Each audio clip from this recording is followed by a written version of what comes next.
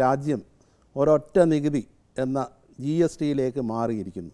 ഇതിനെ എങ്ങനെയാണ് നോക്കിക്കാണുന്നത്? ശരിക്കും GST ശരിക്കും നമ്മൾ ഇന്ന് ലോകത്തെവിടെ നോക്കിയാലും ഏറ്റവും വലിയൊരു ടാക്സ് റിഫോമായിട്ട് കാണാം. നമ്മൾ പലപ്പോഴും പറയുമ്പോൾ ഇന്ത്യയിലെ ഏറ്റവും വലിയ ടാക്സ്, ഇന്ത്യയിൽ മാത്രമല്ല ലോകത്തിലേക്ക് വെച്ചുള്ള ഏറ്റവും വലിയ ടാക്സ് റിഫോമാണിത്. ഇതോടുകൂടി ഒരു വലിയൊരു മാർക്കറ്റ് വരികയാണ്. മറ്റൊരു കാര്യം, കേരളം പോലത്തെ സംസ്ഥാനങ്ങൾക്ക് GST കൊണ്ട് ഒരുപാട് പ്രയോജനപ്പെടും.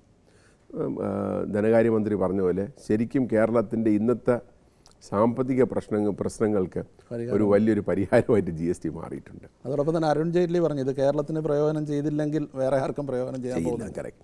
അപ്പോൾ വളരെ ഡെഫിനറ്റായിട്ട് ഇതൊരു വലിയൊരു മൂവാണ്. ഇതിൻ്റെ ഇംപ്ലിമെൻറ്റേഷനിൽ ചെറിയ ചെറിയ ബുദ്ധിമുട്ടുകൾ വരാം ഇനിഷ്യൽ പീരിയഡിൽ. പക്ഷേ എനിക്ക് തോന്നുന്നു കഴിഞ്ഞൊരു 10-15 വർഷമായിട്ട് ഇതിൻ്റെ പുറകെ ഒരുപാട് പ്രയത്നിച്ച ആൾക്കാരുണ്ട്. അവർക്കൊക്കെ ഇതിൻ്റെ ക്രെഡിറ്റ് കൊടുക്കണം. ഡെഫിനറ്റായിട്ട് ഒരു വലിയൊരു മൂവ്, പ്രത്യേകിച്ച് കേരളത്തിന് ഭയങ്കര ഒരു ബൂണായിരിക്കും ഇത്. കേരളത്തിന് നല്ല രീതിയിൽ ഗുണം ചെയ്യും. എൻ്റെ ഒരു തോന്നലൊരു 7000 കോടി രൂപയുടെ ബെനിഫിറ്റ് കേരളത്തിന് ഇതിന് കിട്ടും. 2000 കോടിയുടെ കണക്കാണ് ധനകാര്യമന്ത്രി പറഞ്ഞത്. അതിനേക്കാളും ഹയറായിട്ട് വരും ഡെഫിനറ്റായിട്ട്. കാരണം നമ്മളൊരു കൺസ്യൂമർ സ്റ്റേറ്റാണ്. പണ്ട് നമ്മുടെ ഇവിടെ നമ്മൾ വാങ്ങുന്ന കാര്യങ്ങളുടെ ടാക്സ് പലപ്പോഴും പലയിടത്തായിട്ട് പോവുകയായിരുന്നു. ഇതിന് വലിയ ബുദ്ധിമുട്ട് വരാൻ പോകുന്നത് ഈ പ്രൊഡ്യൂസിങ് സ്റ്റേറ്റുകൾക്കാണ്. അവരാണ് കോമ്പൻസേഷനും മറ്റും ചോദിക്കുന്നത്. ഒന്ന്. രണ്ടാമത്, സംസ്ഥാന ഗവൺമെൻറ്റിന് ആക്സസ് ഇല്ലാതിരുന്ന സർവീസ് ടാക്സ് മേഖലയിൽ കുറേ കാര്യങ്ങൾ സ്റ്റേറ്റിന് കിട്ടുന്നുണ്ട്. അപ്പോൾ ഡെഫിനറ്റായിട്ട് പ്രത്യേകിച്ച് കേരളം ഒരു കൺസ്യൂമർ സ്റ്റേറ്റും സർവീസ് ഓറിയൻറ്റഡ് ആയിട്ടുള്ളൊരു സ്റ്റേറ്റാണ്. അപ്പോൾ അതിൻ്റെ ഡെഫിനറ്റ് ബെനിഫിറ്റ് എൻ്റെ ഫീലിംഗ് ഒരു 7000 crores ബെനിഫിറ്റ് വരണം. അതേസമയം ഇത് കോർപ്പറേറ്റ് മേഖലയ്ക്കാണ് ഏറ്റവും ഗുണം ചെയ്യുന്നതെന്നും ചെറുകിട വ്യാപാരികളെ വലിയൊരു രീതിയിൽ തളർത്തുന്നതാണെന്നും സംസ്ഥാന ധനകാര്യമന്ത്രി പറയുന്നുണ്ട്. എനിക്ക് തോന്നുന്നില്ല. കാരണം കോർപ്പറേറ്റ് മേഖലയിലെന്ന് പറഞ്ഞാൽ ഇതിൽ ഏറ്റവും ബുദ്ധിമുട്ട് വരാൻ പോകുന്ന ഒരു ഗ്രൂപ്പുണ്ട്. നമ്മുടെ ഈ കൈക്കൂലി വാങ്ങുന്ന കുറേ ഉദ്യോഗസ്ഥരുണ്ട്. അവർക്ക് വലിയ ബുദ്ധിമുട്ട് വരും.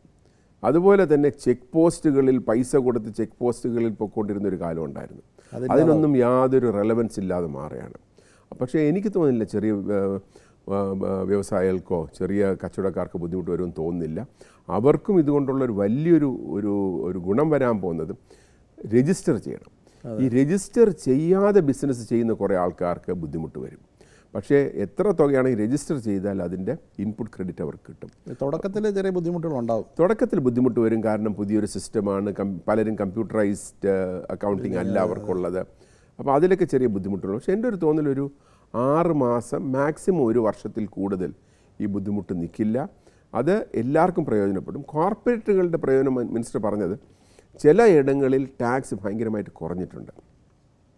അത് ആ കമ്പനികൾ കൺസ്യൂമറിന് പാസ് ഓൺ ചെയ്യാതെ അവരത് റീറ്റെയിൻ ചെയ്യുകയാണെങ്കിൽ അവിടെ ഒരു ബുദ്ധിമുട്ട് വരും. അത് കോർപ്പറേറ്റുകൾ ബെനിഫിറ്റ് വരും. പക്ഷേ അതിന് വേണ്ടിയിട്ടൊരു മെക്കാനിസം ഉണ്ട്. സ്റ്റേറ്റ് ലെവലിലും സെൻട്രൽ ലെവലിലും അങ്ങനത്തെ കാര്യങ്ങൾ ചെയ്യാൻ ഒരു മെക്കാനിസം ഇതിൻ്റെ ഭാഗമായിട്ട് വന്നിട്ടുണ്ട്. അപ്പോൾ അവർക്ക് ഡെഫിനറ്റായിട്ട് ഇതിൽ ഇൻ്റർവീൻ ചെയ്യാൻ പറ്റും.